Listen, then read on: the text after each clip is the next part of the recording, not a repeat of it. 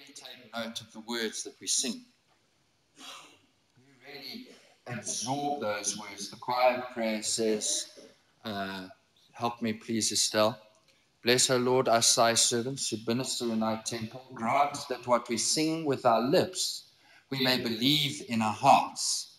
And what we believe in our hearts, we may show forth in our lives. One of the great chorister prayers that we have in the church. And I think today that seek ye first the kingdom of God, if you really look and absorb those words, you will see that there is a kind of Christian ethic that is held in the words of that hymn. And we pray really that we may believe it in our hearts, and we may translate what we believe in our hearts into the world in which we live in. Dear friends, ethics are something most people don't know much about today. Just watch the news. The subject of ethics is reserved for religious academics, or for people studying, for example, philosophy, maybe even medicine, and that sort of disappears as well. Law, I can point out to any one of you, business, we've got some business people, retirement, ethics is so much a part of our life. The thing is, there is a Christian ethic that Jesus spells out for us in the gospel passage for today. And it is at least contained in the Old Testament law, where we read about God's command that we leave something of our abundant blessings from God for the weak and vulnerable of the world. That is, orphans, widows, foreigners, or anyone we turn a blind eye to for whatever reason. This last week, I attended the Provincial Standing Committee. I was actually there by accident. We failed to vote for a representative for Provincial Standing Committee at Synod last year. And at DSC, when you open your mouth too much, you get given the responsibility. So that's how I ended up going this last week. And actually, it was a great experience. I got to speak to who knows how many bishops. That's quite an awe-inspiring thing.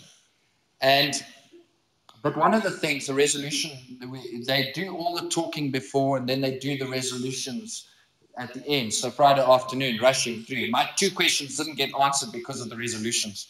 They had so many. But there was a resolution on xenophobia. We've spoken about that quite a lot over the last few months, particularly since I was on leave in April and the xenophobia thing broke out in Durban. The general feeling was that if we consider foreigners as people to be feared, we are perpetuating a divide based on mistrust. One person went so far as to suggest that foreigners should rather not be called foreigners because that separates us from them, but that they should be called our guests, for we were guests in their land when we were struggling. And we got that from the Deuteronomy reading this morning. Dear friends, while we may not all agree on the matters of refugees, economic or otherwise, and how their presence affects us, we are called today in all 3 of our readings, even in the Psalm, so all 4 of our readings, in our stewardship of our resources, to understand that we are blessed. And because we are blessed, we are called to be a blessing to others. This ethic is often referred to as the golden rule, quoted by Luke from Jesus, as do to others as you would have them do to you. Verse 31 of today's reading. Looking back at the Jesus lifestyle course where we dealt with the Gospel of Matthew's version of this sermon just a few weeks ago. The section was entitled How to rise to the most challenging words ever spoken. In that part of the course, Nicky Gumbel referred to J.C. Ryle, a 19th century bishop, commenting on verse 12 of chapter 7 in Matthew's Gospel. So in everything, do to others what you would have them do to you. For this sums up the law and the prophets. And Ryle writes this. This is a golden rule indeed. It doesn't merely forbid all petty malice and revenge, all cheating and overreaching. It does much more. It settles 100 difficult points, which in a world like this, nothing's changed in 100 or so years. In a world like this, are continually arising between people. It prevents the necessity of laying down endless rules for our conduct in specific cases. It sweeps the whole debatable ground with one mighty principle. It shows us balance and measure, by which everyone may see at once what their duty is. Is there a thing we would not like our neighbor to do to us? Then let us always remember that this is the thing we ought not to do to them. Is there a thing we would like them to do to us? Then this is the very thing we ought to do for them. How many intricate questions would be decided at once if this rule were honestly used? In essence, in that talk, what Nicky Gumbel was saying is that love is a choice. It is something we choose to do, particularly as we consider how we will offer of our time, offer of our abilities, hopefully our fiscal resources to God's service next year. If we love as Jesus teaches us to love, it will transform all our relationships in family, our relationships in church, our relationships in the wider society where we live, where we work, where we play even. Most cultures have a similar rule, but it is usually stated in the negative. Something like, don't do anything to another you wouldn't want them to do to you.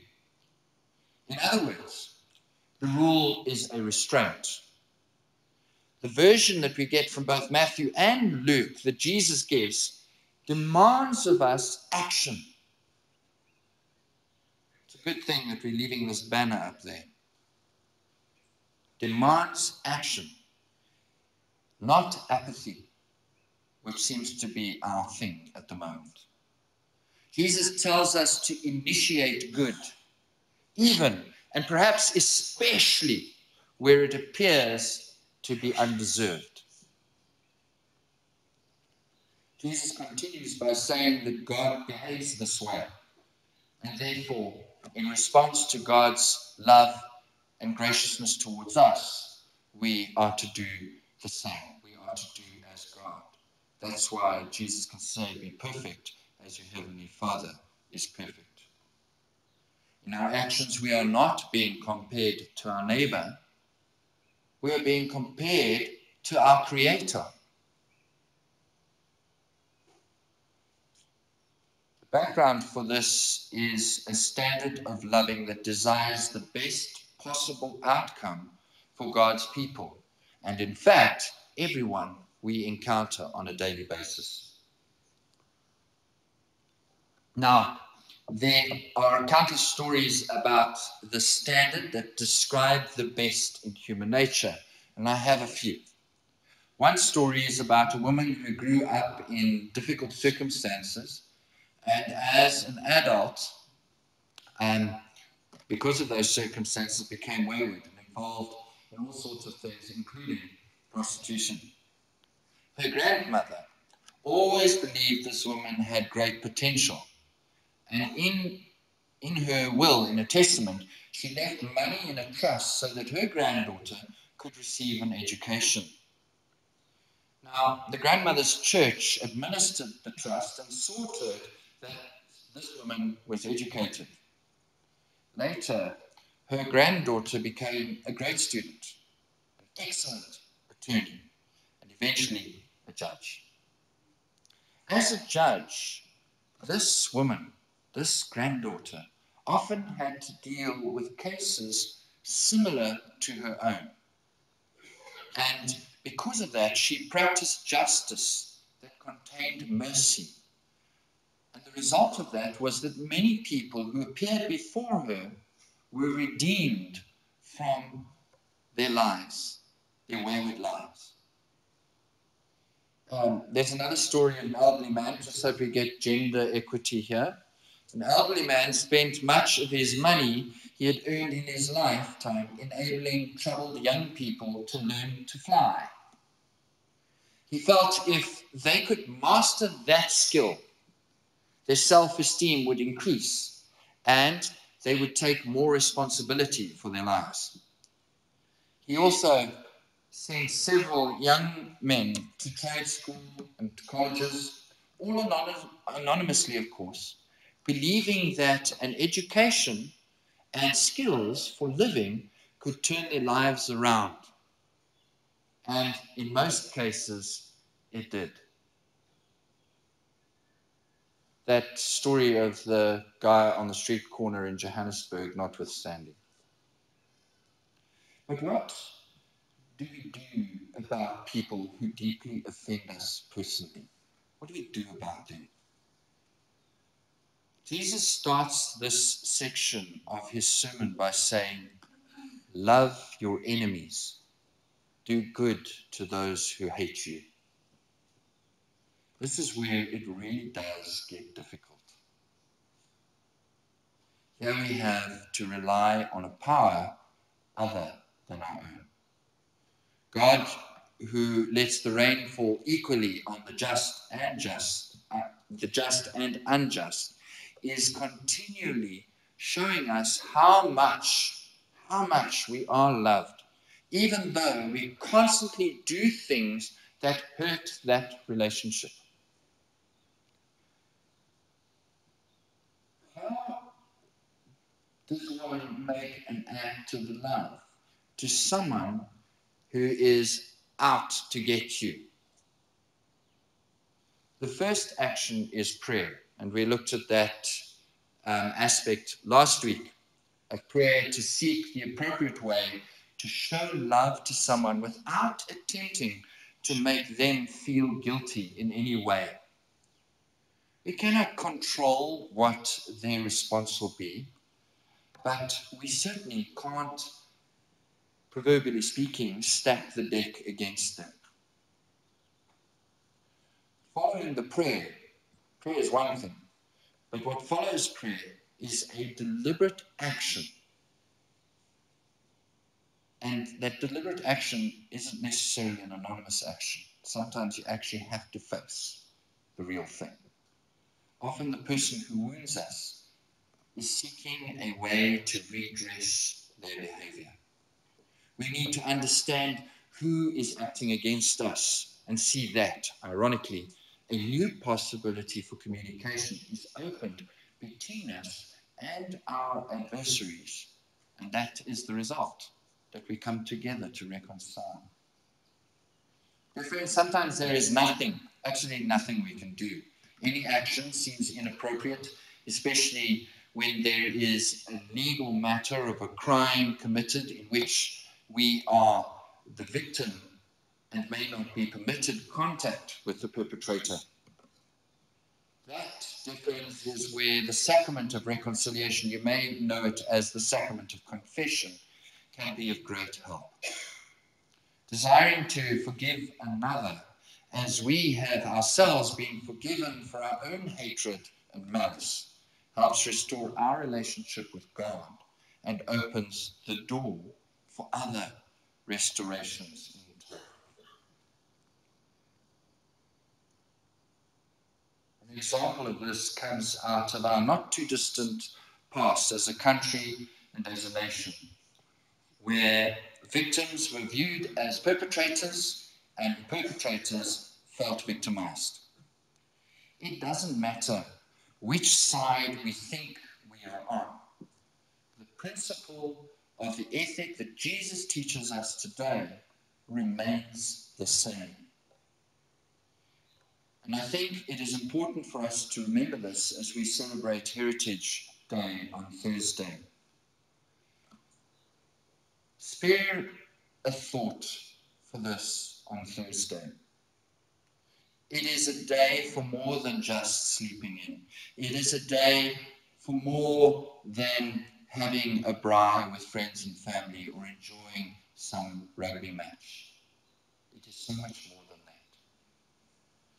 I want to tell you a story, and you know the story, but it's good to be reminded. In 1999, Adrian Vlok was granted amnesty by the Truth and Reconciliation Commission.